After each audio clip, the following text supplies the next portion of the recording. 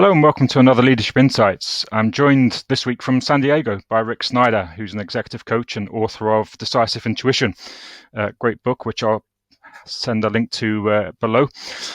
Rick, thanks for joining me. How are things in San Diego right now? Right now, they actually are sunny. We had a week of London weather the last week, so it's great to have the sun back, which is such a great part about living here.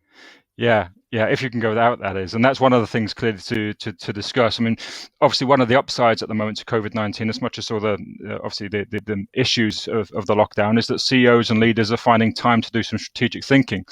And I find sometimes when you have time and you're not used to it, perhaps sometimes you overthink things. But as a leader in sort of thoughts around intuitive intelligence, what are some of the important steps that leaders and CEOs can take at this time to make sure they're really accessing their intuition and using it in the right way?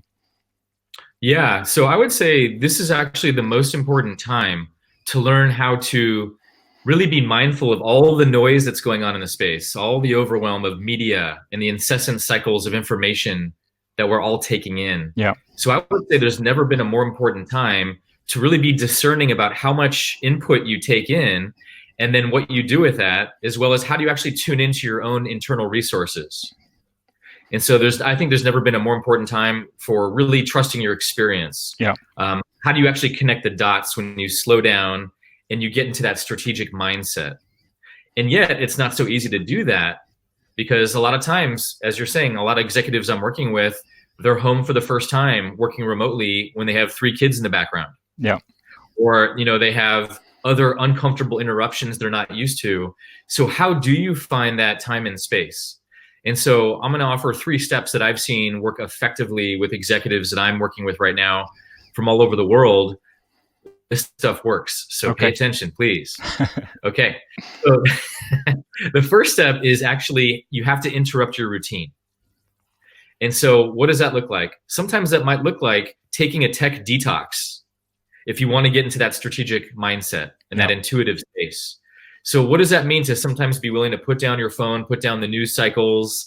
Do you need to, if you have a yard or some kind of nature access, can you get out of the house for a moment? Or what does it take to just interrupt your routine so that you're not in that busyness cycle? Because when we're in that go, go, go mode and we're in that reactivity and panic space, we're not going to access our innovative thinking. Yeah, I think one of the challenges might be at the moment, because you have time, and by definition we're usually very busy, is that you find things to be busy around, and often that's just recycling the same news or overanalyzing some of the stuff that's going on around you.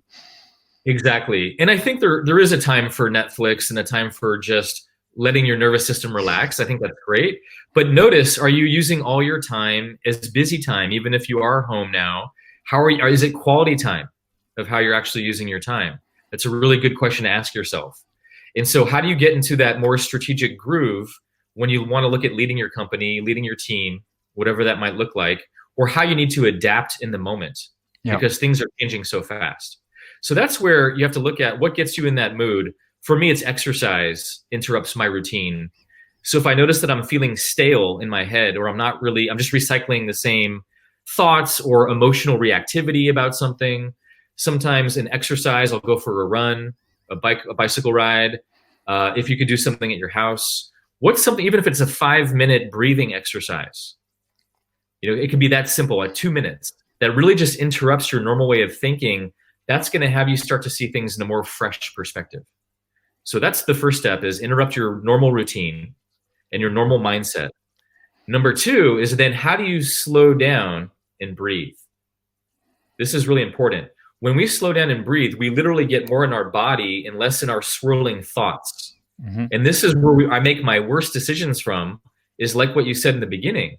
When I'm overthinking things and my engine is running too hot, literally, and I have that analysis paralysis because there's so much data and I'm waiting for more data, I don't know how to take action from that place.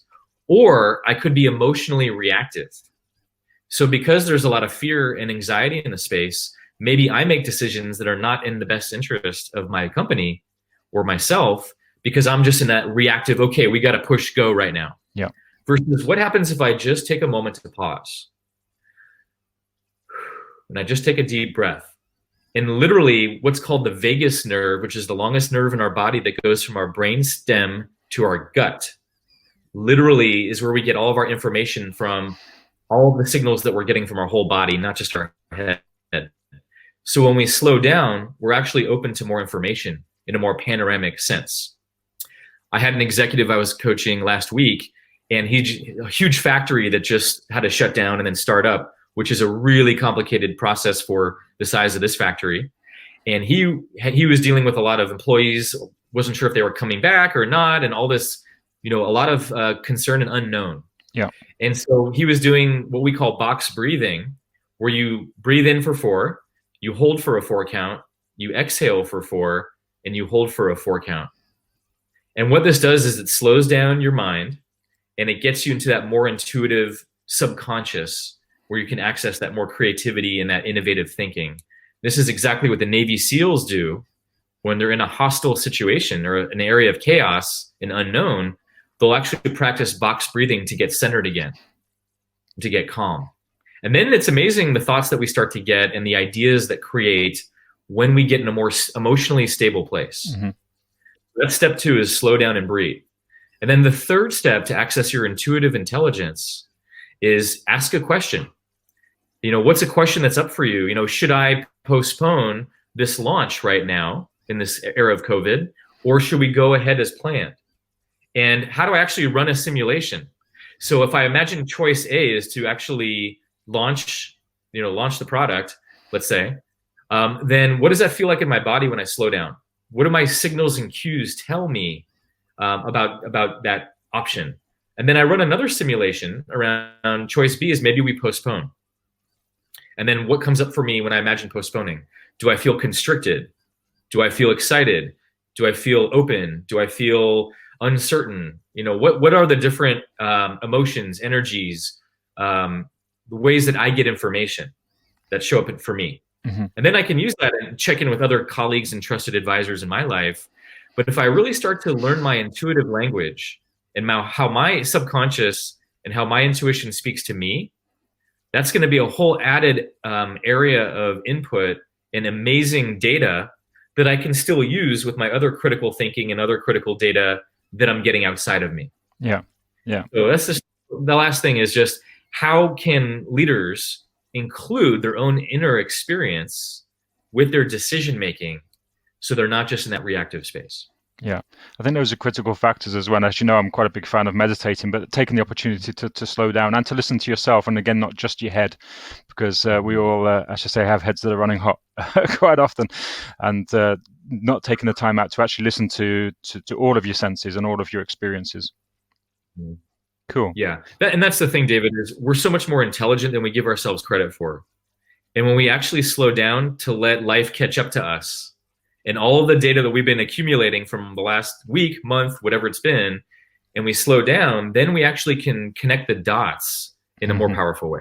Yeah, excellent. Well, listen, thanks for taking the time out, Rick, to join us. We'll put a link in below for the book and for other resources where people can find out some more about things. But again, I think that's an important thing when we have that opportunity to overthink, is to just really get in tune with ourselves. And I know that you're a great proponent of combining data with intuition and that sort of whole leadership aspect. So appreciate you coming and sharing some of your thoughts.